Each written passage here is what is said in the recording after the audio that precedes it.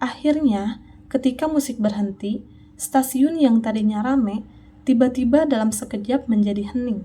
Dan kamu ngerasa, kok moodku jadi drop ya?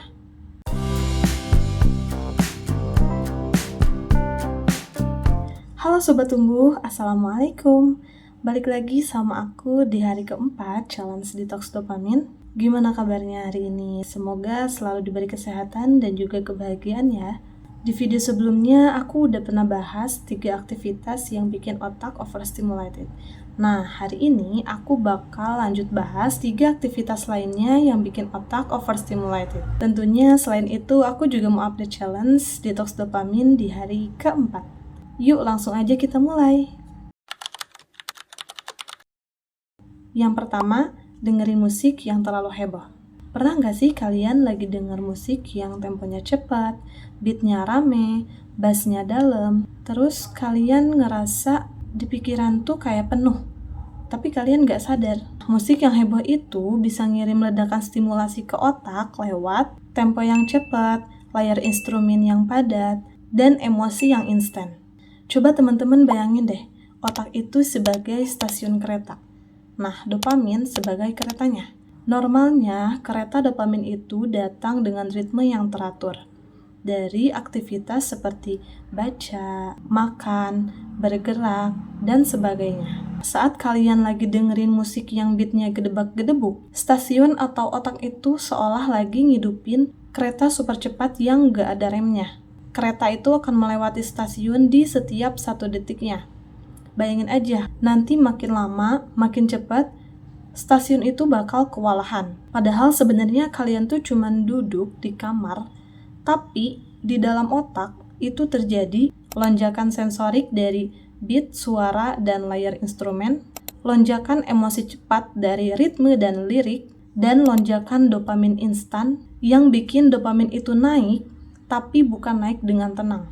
Akhirnya, ketika musik berhenti, stasiun yang tadinya rame, tiba-tiba dalam sekejap menjadi hening. Dan kamu ngerasa, kok moodku jadi drop ya?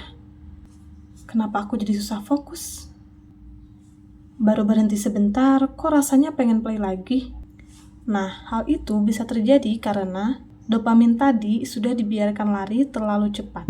Sehingga stasiun atau otakmu jadi terbiasa dengan dopamin yang seperti itu. Makanya kenapa ini membuat kecanduan jika dikonsumsi secara berlebihan. Yang kedua, belanja impulsif. Ini sebenarnya aktivitas yang paling sederhana. Kita tinggal klik check out di online shop dan selesai. Belanja itu kayak tombol kejutan di otak. Dari lihat barang yang lucu, diskon yang besar, otak langsung ngirim sinyal, klik deh, klik. Seolah kayak ada peri kecil yang tiba-tiba nongol dan bilang, cuma ini kok, besok kalau diskonnya udah nggak ada lagi gimana? Kamu layak kok beli ini. Begitu kita klik check out, peri kecil itu kasih kita hadiah berupa dopamin yang besar dan juga cepat, yang bikin hati ngerasa lega dan puas. Tapi hadiah itu cuma sebentar. Peri kecil itu akan hilang, kemudian dopamin turun, dan ketika barang datang, jadi mikir, kenapa aku beli ini ya? Kayaknya gak terlalu butuh deh. Di sisi lain, otak jadi belajar, oh, kalau aku pengen rasa senang yang cepat, tinggal beli sesuatu aja.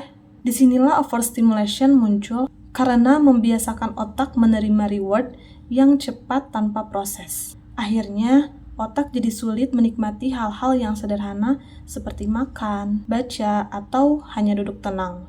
Lama-kelamaan, aktivitas tadi bakal kerasa ngebosenin. Yang ketiga, multitasking konten.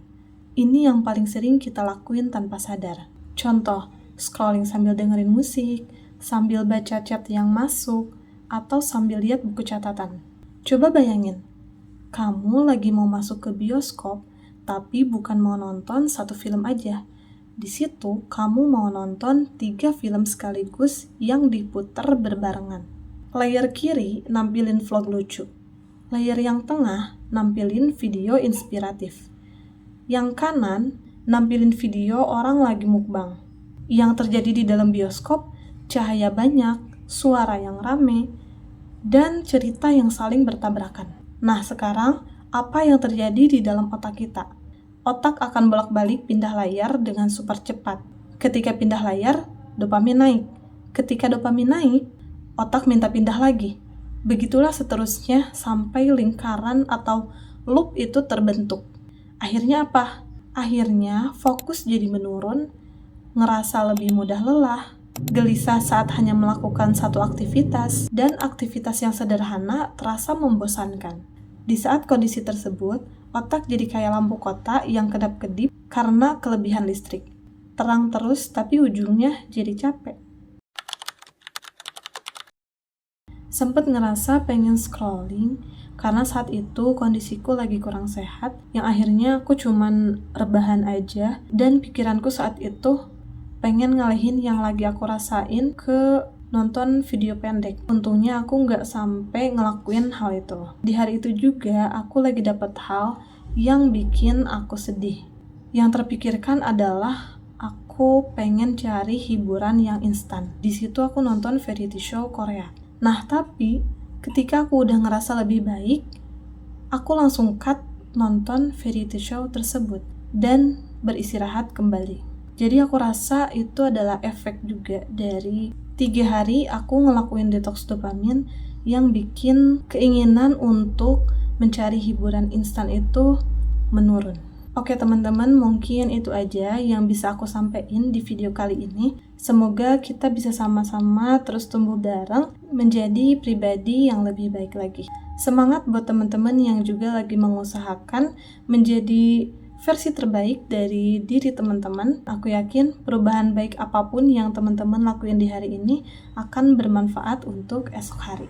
Oke, terima kasih udah ikut aku di hari keempat challenge detox dopamin ini. See you in the next video. Bye!